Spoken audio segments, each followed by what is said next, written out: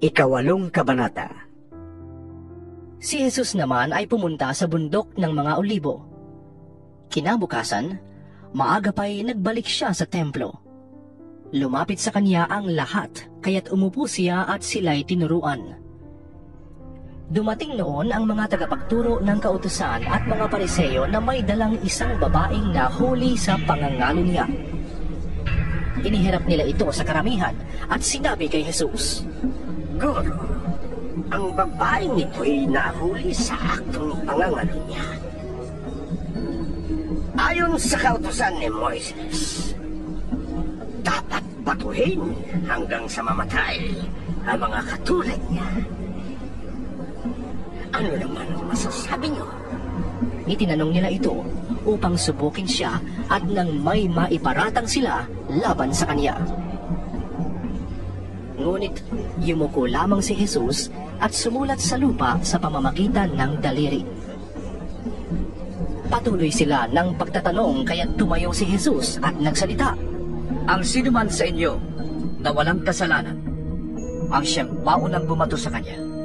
At muli siyang yumuko at sumulat sa lupa. Nang marinig nila iyon, sila'y isa-isang umalis, simula sa pinakamatanda. Iniwan nila ang babaeng nakatayo sa harap ni Jesus. Tumayo si Jesus at tinanong ang babae, Nasaan sila? Wala bang humatol sa'yo? Wala po, Ginoo. Sagot ng babae. Sinabi ni Jesus, Hindi rin kita hahatulan. Humayo ka at huwag nang magkasala. Muling nagsalita si Jesus sa mga Pariseo. Sinabi niya, Ako ang ilaw ng sanlibutan. Ang sumusunod sa akin ay magkakaroon ng ilaw sa kanyang buhay at di nalalakad sa kadiliman. Sinabi naman sa kaniya ng mga Pariseo, Ikaw ang nagpapatotoo tungkol sa iyong sarili. Walang kabuluhan ng ganyang patotoo. Sumagot si Jesus, Kahit ako ang nagpapatotoo tungkol sa aking sarili, totoo naman ang aking sinasabi, sapagkat alam ko kung saan ako nanggaling at kung saan ako pupunta. Ngunit hindi ninyo alam ang aking pinanggalingan at ang aking pupuntahan. Humahatol kayo ayon sa mga pamantayan ng tao. Ngunit hindi ako humahatol kanino man, at humatol man ako, tama ang aking paghatol, sapagkat hindi lamang ako ang humahatol, kundi kasama ko ang amang nagsugo sa akin. Nasusulat sa inyong kautusan na dapat tanggapin ang patotoo ng dalawang saksi. Nagpatotoo ako tungkol sa aking sarili, at nagpapatotoo rin ang amang nagsugo sa akin. Siya'y tinanong nila. Nasaan ang iyong ama? Sumagot si Jesus, Hindi ninyo ako nakikilala, at hindi rin ninyo nakikilala ang aking ama. Kung nakikilala ninyo ko, makikilala rin ninyo siya. Ito'y sinabi ni Jesus nang siya'y nagtuturo sa templo sa dakong kinaroroonan ng mga lalagyan ng mga alay. Ngunit walang nangahas na humuli sa kaniya sapagkat hindi pa niya oras. Muling sinabi ni Jesus sa kanila, Ako'y aalis at hahanapin ninyo ko. Ngunit mamamatay kayo nang hindi pa napapatawad sa inyong mga kasalanan. Hindi kayo makakapunta sa pupuntahan ko. Nag-usap-usap ang mga Hudyo. Magpapakamatay kaya siya? Kaya niya sinabing, hindi kayo makakapunta sa pupuntahan ko? Kaya't sinabi ni Jesus, Kayo'y mula sa ibaba, ako'y mula sa itaas. Kayo'y taga-sanlibutang ito, ako'y hindi. Kaya sinabi ko sa inyong mamamatay kayo nang hindi pa napapatawad sa inyong mga kasalanan. Kung hindi kayo maniniwalang, ako'y ako nga. Mamamatay nga kayo nang hindi pa napapatawad sa inyong mga kasalanan. Sino kang nga bang talaga? Tanong nila. Sumagot si Jesus, Matagal ko nang sinabi sa inyo kung sino ako. Marami akong masasabi at mayahatol laban sa inyo. Ngunit totoo ang sinasabi ng nagsugo sa akin. At ang narinig ko sa kanya ang ipinapahayag ko sa sanlibutan. Hindi nila naunawaan na ang Ama ang tinutukoy niya. Kaya't sinabi ni Jesus, Kapag naitaas na ninyo ang anak ng tao, malalaman ninyong ako'y ako nga. Wala akong ginagawa sa sarili kong kapangyarihan.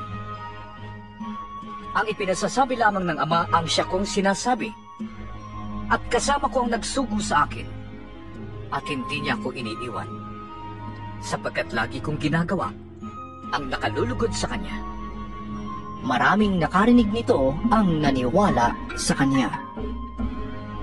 Sinabi naman ni Jesus sa mga Hudiyong naniniwala sa kanya, Kung tinutupad ninyo ang aking aral, tunay ngang kayo'y mga alagad ko.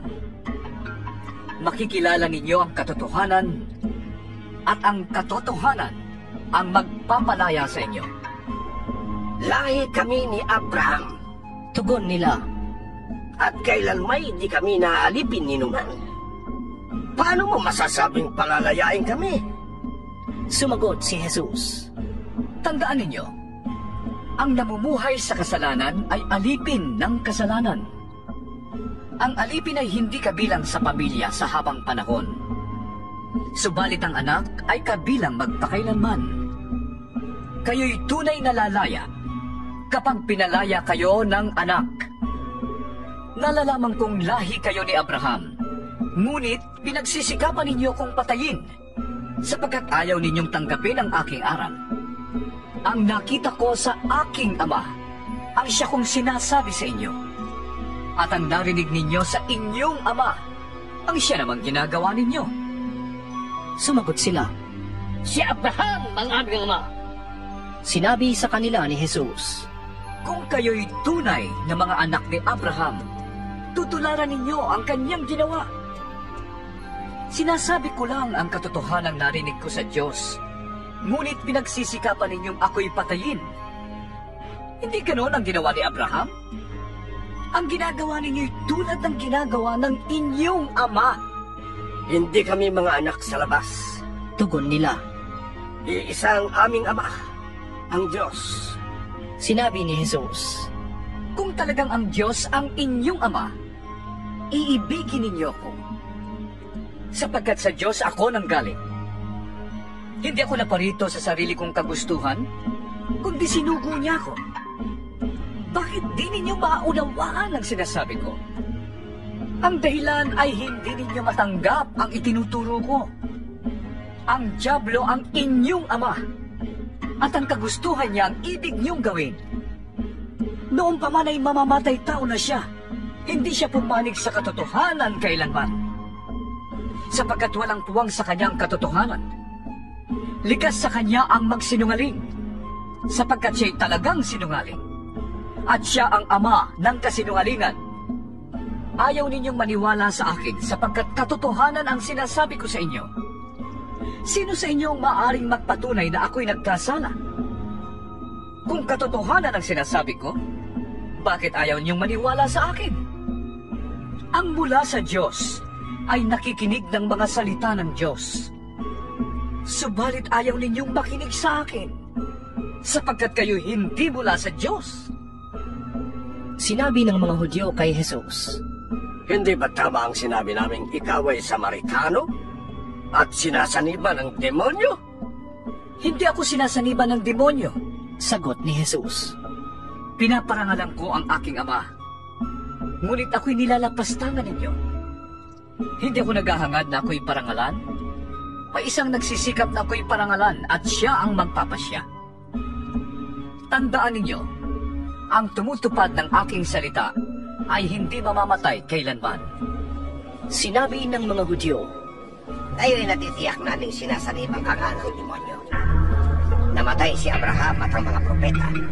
Ngunit sinasabi mong hindi mamamatay kailanman ang sinumang tumutupad ng iyong aral.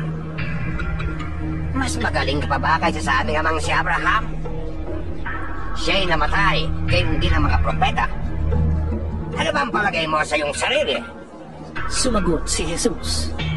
Kung ako nagpaparangal sa aking sarili, walang kabuluhan yun. Ang nagpaparangal sa akin ay ang aking ama at sinasabi ninyong siya ang inyong Diyos. Hindi niyo siya nakikilala? Ngunit siya'y kilala ko. Kung sasabihin kong hindi ko siya nakikilala, ako'y magiging sinungaling na tulad ninyo. Subalit nakikilala ko siya at sinusunod ko ang kanyang sinasabi. Natuwa ang inyong amang si Abraham nang malaman niyang makikita niya ang araw ng aking pagdating. Nakita nga niya ito at siya'y naganak. Dahil dito'y sinabi sa kanya ng mga Hudyo, Wala ka pang 50 taong gulang. Paano mong nakita si Abraham? Sumagot si Jesus, Sinasabi ko sa inyo, bago pa ipinanganak si Abraham, ako na. Nagsidampot sila ng bato upang siya'y patuhin. Ngunit nagtago si Jesus at lumabas ng templo.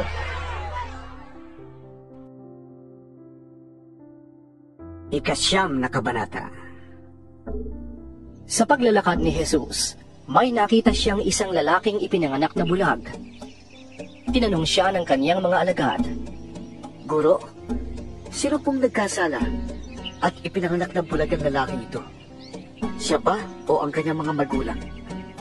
Sumagot si Jesus, Ipinanganak siyang bulag hindi dahil sa nagkasala siya o ang kanyang mga magulang, kundi upang sa pamamagitan niya ay mahayag ang kapangyarihan ng Diyos. Kailangan gawin natin ang mga ipinagagawa ng nagsugo sa akin habang araw pa. Malapit na ang gabi at wala nang makakagawa pagsabit niyon. Habang ako'y nasa sanlibutan, ako ang ilaw ng sanlibutan. Pagkasabi nito, dumura si Jesus sa lupa at gumawa ng putik. Pagkatapos, ipinahid niya ito sa mata ng bulag. Sinabi sa kanya ni Jesus, Pumunta ka sa deposito ng tubig sa Siloe at maghilamos ka roon. Ang kahulugan ng salitang Siloe ay sinugo. Ganoon nga ang ginawa ng bulag at nang magbalik siya ay nakakakita na. Sinabi ng mga kapitbahay niya at ng mga nakakita sa kanya noong siya'y namamalimos pa, Hindi ba yan ang pulubing bulag? Sumagot ang ilan. Yan nga! Sabi naman ng iba, Hindi! Kamukha lang! Kaya't nagsalita ang dating bulag. Ako nga yun! Eh, paano kang nakakita? Tanong nila. Sumagot siya, Ang lalaking tinatawag na Jesus ay gumawa ng putik at itinapag yon sa aking mata. Pagkatapos, sinabi niya sa akin, Pumunta ka sa Siloe at maghilamos. Pumunta nga ako doon at naghilamos at nakakita na ako. Nasaan siya? Tanong nila sa kanya. Hindi ko alam. Sagot niya. Dinala ng mga tao sa mga Pariseyo ang dating bulag dahil araw ng pamamahinga nang gumawa si Jesus ng putik at nang pinagaling niya ang bulag. Tinanong din siya ng mga Pariseyo kung paano siya nakakita. Kaya't sinabi niya sa kanila, Pinahira niya ng putik ang aking mga mata, ako'y pinaghilamos at ngayon nakakakita na ako. Ang sabi ng ilang Pariseyo, Hindi maaaring mula sa Diyos ang taong yon, sapagkat hindi niya ipinapangilin ang araw ng pamamahinga. Ngunit sinabi naman ng iba, Paanong makakagawa ng ganitong mga himala ang isang makasalanan? at hindi sila magkaisa ng palagay. Kaya't tinanong nila uli ang dating bulag. At ikaw, ano naman ang masasabi mo tungkol sa kanya? Yamang pinagaling niya ang iyong mga mata. Isa siyang propeta. Sagot niya. Ayaw maniwala ng mga Hudyo na siya'y talagang dating bulag, kaya't ipinatawag nila ang kaniyang mga magulang. Anak nga ba niyo ito? Talaga bang siya'y pinanganak na bulag? Bakit nakakakita na siya ngayon? Tanong nila. Sumagot ang kaniyang mga magulang. Anak nga namin siya at siya pinanganak ng bulag. Ngunit hindi po namin alam kung bakit nakakakita na siya ngayon o kung sino ang nagpagaling sa kanya. Siya na po ang tanungin ninyo. may sapat na kulang na siya at makapagsasalita para sa kanyang sarili. Ganoon ang sabi ng kaniyang mga magulang dahil sa takot nila sa mga Hudyo. Alam nilang pinagkaisahan ng mga Hudyo na itiwalag sa sinagoga ang sinumang magpahayag na si Jesus ang Mesyas. Ito ang dahilan kung bakit sinabi ng kaniyang mga magulang, Siya'y nasa tamang gulang na. Siyang tanungin ninyo. Muli nilang ipinatawag ang dating bulag at sinabi sa kanya, Sa ngalan ng Diyos, magsabi ka ng totoo. Alam namin siya'y makasalanan. Hindi ko po alam kung siya'y masamang tao o hindi. tugon niya. Isang bagay po ang alam ko. Ako'y dating bulag, subalit ngayon nakakakita na. Anong ginawa niya sa'yo? Paano niyang pinagaling ang iyong mga mata? Tanong nila. Sumagot siya. Sinabi ko na po sa inyo at ayaw ninyo akong pakinggan. Bakit ibig ninyong marinig uli? Ibig ba ninyong maging alagad din niya? At siya'y kanilang minura. Ikaw ang alagad niya. Sabi nila. Ngunit kami mga alagad ni Moises. Nalalaman namin nagsalita ang Diyos kay Moises. Ngunit ang taong yun, na hindi namin alam kung saan siya nanggaling. Sumagot ang lalaki. Yan nga po ang nakakapagtaka. Hindi ninyo alam kung saan siya nanggaling, gayon pa man, pinagaling niya ang aking mga mata. Alam nating hindi pinapakinggan ng Diyos ang mga makasalanan, ngunit pinapakinggan niya ang mga tunay na sumasampa sa Kanya at sumusunod sa Kanyang kalooban. Noon pa man ay walang nakakapagpagaling ng mata ng taong ipinanganak na bulag. Wala pong magagawa ang taong yun kung siya'y hindi mula sa Diyos. Sumagot sila. Ipinangalak ang makasalanan at ibig mo pa kaming turuan? At siya'y kanilang itiniwalag. Nabalitaan ni Jesus na ang lalaking pinagaling niya ay itiniwalag ng mga Pariseo. Kaya't nang matagpuan niya ito ay kaniyang tinanong, Sumasampalataya ka ba sa anak ng tao? Sumagot ang lalaki. Sino po ba siya, Ginoo? Sabihin niyo sa akin upang ako'y manalig sa Kanya.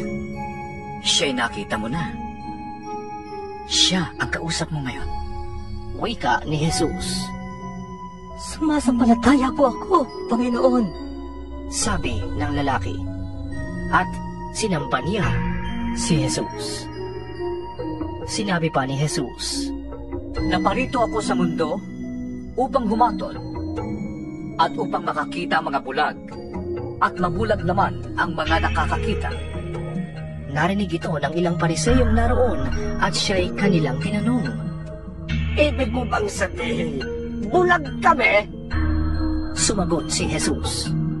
Kung kayo may bulag, wala sana kayong kasalanan. Ngunit dahil sinasabi ninyong nakakakita kayo, mananatili kayo sa inyong kasalanan.